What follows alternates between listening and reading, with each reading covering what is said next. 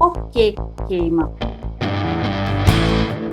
Há mais de 12 mil anos atrás, já tinha gente vivendo em partes da Amazônia colombiana, no rio Guaviare e no rio Caquetá.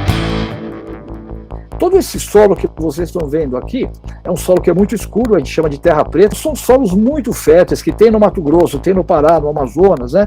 E são formados pela atividade humana, indígena no passado. E essa coloração mais escura da terra preta vem do fogo, né? Esse é uma evidência do uso do fogo no passado que levou a uma transformação na paisagem que até hoje ela é identificada, persistente.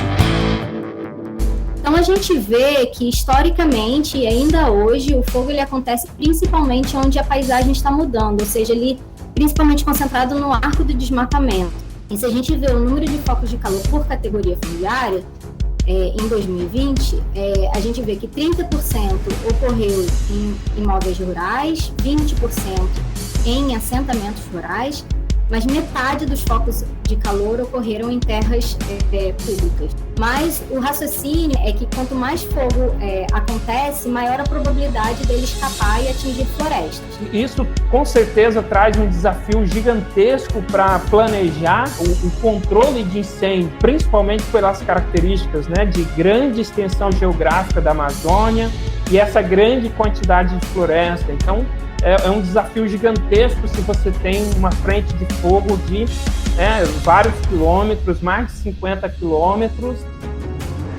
O fogo ele gera também prejuízos econômicos. E num período de 2008 a 2012 foi demonstrado essa quantia magnífica de perda, chegando a quase 300 milhões de dólares.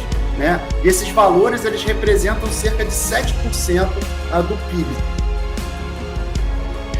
Então, os fatores hoje, aumento de temperatura, queda de chuva, uso da terra, estão reforçando o fogo com as mudanças climáticas. E poderia piorar.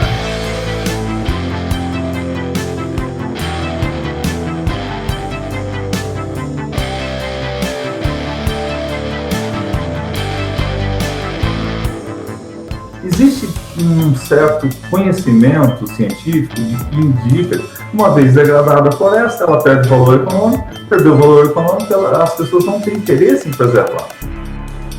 Não é complicado, é ação. Tanto faz se é Cerrado, se é Amazônia, que está na cabeça. Não é equipamento, não é tecnologia, não é drone, não é nada fora de ter uma pessoa que sabe medir o vento, temperatura e umidade. Então, uma forma da gente pensar essas estratégias para reduzir o risco do fogo é a gente pensar, né, que no cenário ideal a gente tem a disponibilização, a gente tem acesso aos dados científicos. Esses dados científicos eles podem ser transformados em informação, ou seja, traduzidos para diversas linguagens para os potenciais usuários, e com base nesse conhecimento, né, desde os dados, a informação e essa subsídio às decisões, a gente pensar em caminhos para adaptação. A gente não pode mais deixar de pensar já em adaptação, porque as mudanças climáticas já são realidade.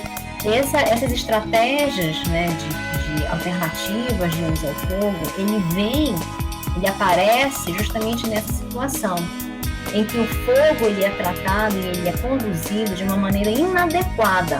Realmente a gente tem que tratar e olhar casos bem especiais relacionados com o uso do fogo. Mas eu acho que é possível, eu acredito. Eu acredito que a gente pode sugerir, a partir de tanta base que a gente tem, né, de conhecimento científico, a gente conseguir sugerir políticas públicas boas, desde que se trabalhe com os grupos que tendo na área, né, juntando multidisciplinarmente essas pessoas.